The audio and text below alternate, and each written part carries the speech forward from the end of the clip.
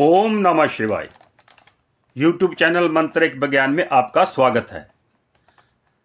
आप सबको YouTube channel मंत्रिक विज्ञान की तरफ से होली पर बहुत बहुत शुभकामनाएं।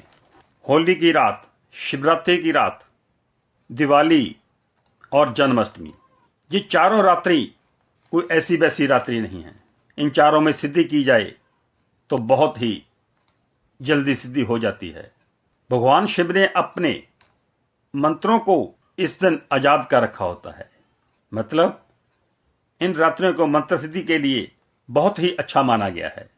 जो मंत्र इस दिन किसी भी भावना को लेकर सिद्ध किया जाता है तो उसका फल एक रात्रि में ही मिलना तय हो जाता है। आने वाली होली की रात्रि को सिद्ध करने के लिए हमने भी कुछ अपने चैनल पे मंत्र दिए हैं। एक मंत्र तो शत्रुता खत्म करने के लिए हमने दिया है, जिसका आप थंबनेल देख रहे हो। ये भी आप कर सकते हो। और फिर उसके बाद हमने लक्ष्मी प्राप्ति के लिए एक मंत्र दे रखा है। आप इसको भी सिद्ध कर सकते हो होली की रात्रि को, जैसा हमने वीडियो में बताया है। डिटेल वहां से आप देख सकते हो और उसका थंबनेल हमने आपको दे दिया है कि ये वीडियो है। उसके अलावा जो लोग वो मंत्र सिद्धि नहीं कर सकते या नहीं करना चाहते, तो आप हनुमान जी को खुश कर सकते हो होली के दिन, क्योंकि होली का त्योहार समस्याओं पर निदान पाने के लिए है। ऐसी रात्रि, ऐसे दिन बार बार नहीं आते, क्योंकि ये होली और भी विशेष है क्योंकि इस होली को ग्रहण भी लगने वाला है। विधाता के नियमों के अनुसार ब्रह्मांड में कुछ ऐसी तरंगें उत्पन्न होती हैं जो हमें मंत्र सिद्धि के लिए चाहिए। और जब आपका मंत्र सिद्ध हो गया तो आपके पास एक दैवीय शक्ति प्राप्त हो जाती है। बस जरूरत है आपको मन एकाग्र करने की। सिर्फ संख्या पूरी करने तक मतलब मत रखिए। मन और मंत्र को एक करिए। जब आपका मन और मंत्र एक हो जाएगा तो मंत्र सिद्धि फिर दूर नहीं। और जब मंत्र सिद्धि हो जाएगी तो उसका जो फल है वो भी आपकी सोच से परे होगा। आप इस दिन हनुमान जी की सिद्धि भी कर सकते हैं। उसका क्या प्रोसीजर है कि आप होली के दिन में या रात को हनुमान जी को खुश करने के लिए सुंदरकांड का पाठ कीजिए। अगर आप सुंदरकांड का पाठ खुद नहीं कर सकते तो हमने आपकी सहूलियत के लिए YouTube के इसी चैनल पर सुंदरकांड का पाठ दे रखा है, जिसका थंबनेल आप ये देख रहे हो।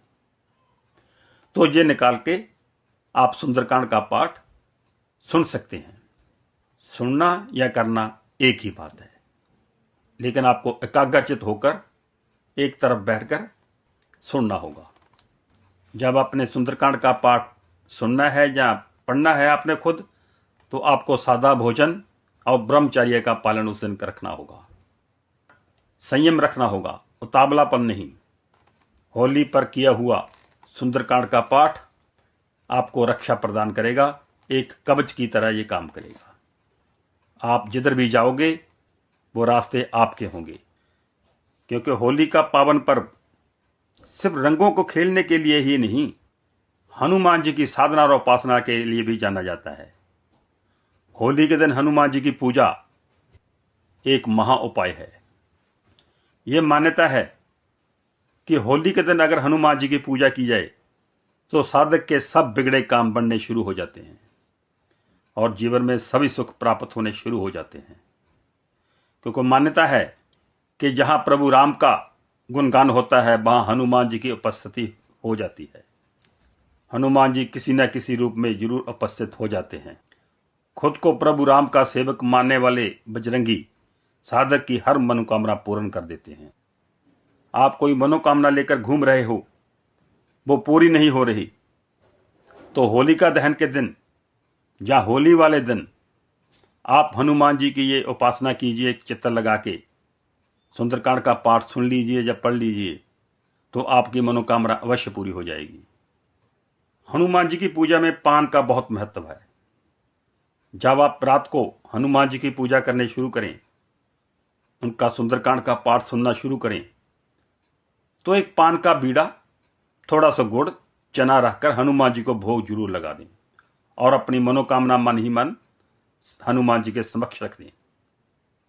वो हनुमान जी शीघ्र प्रसन्न होकर आपकी मनोकामना पूर्ण करेंगे। सनातन परंपरा के अनुसार हनुमान जी की साधना अत्यंत ही सरल है और शीघ्र फलदायी भी है। यदि आप होली को, जो मैंने आपको बताया है उपासना, ये आप कर लेंगे, सुंदरकांड का पाठ, तो आपकी मनोकामना अवश्य पूर्ण होगी। जब अपने सुंदरकांड का पाठ करना है, जहां आपने सुनना है, तो पूर्व मुख होकर सुनना है। एक चमेली के तेल का दीपक जला लेना है आपने और साथ में एक लोटा पानी का, क्योंकि कोई भी सिद्धि के लिए या कोई भी पूजा पाठ के लिए, वैसे तो कुछ भी कभी भी हम भगवान का नाम ले सकते हैं, ऐसी बात नहीं है, लेकिन एक मान्यता है, जैसे अगर वैसे हम करेंगे, कोई नियम बनाए हैं, अगर हम उन नियमों का पालन करते हुए किसी सिद्धि को करेंगे तो वो अवश्य और जल्दी प्राप्त होगी। तो इसलिए जो भगवान के मंत्र हैं, भगवान के नियम हैं, उन नियमों को मानते हुए अगर हम करेंगे तो हमारी मनोकामना अवश्य और जल्दी पूर्ण होगी।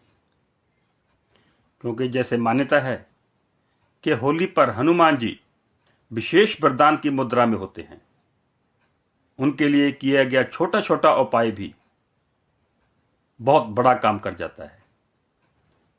जब अपने घर ये सुंदरकांड का पाठ सुनना है तो उससे पहले आप नहा धो के स्वच्छ कपड़े पहन के हनुमान जी के मंदिर में पहले उनकी हाजिरी दे आए। लाल रंग का आपने आसन लेना है, कुशा के आसन पर आपने लाल कपड़ा बिछा लेना है।